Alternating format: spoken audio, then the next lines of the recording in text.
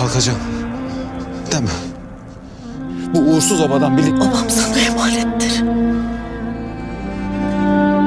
Hakan. Kurban olayım dayan. Barkın Bey hiç iyi görünmez.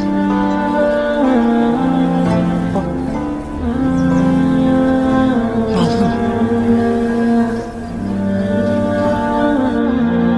Eşhedü en la ilahe illallah. Eşhedü en la Muhammeden abdühü ve resulü. Beni bırakma Selvi, Selvi!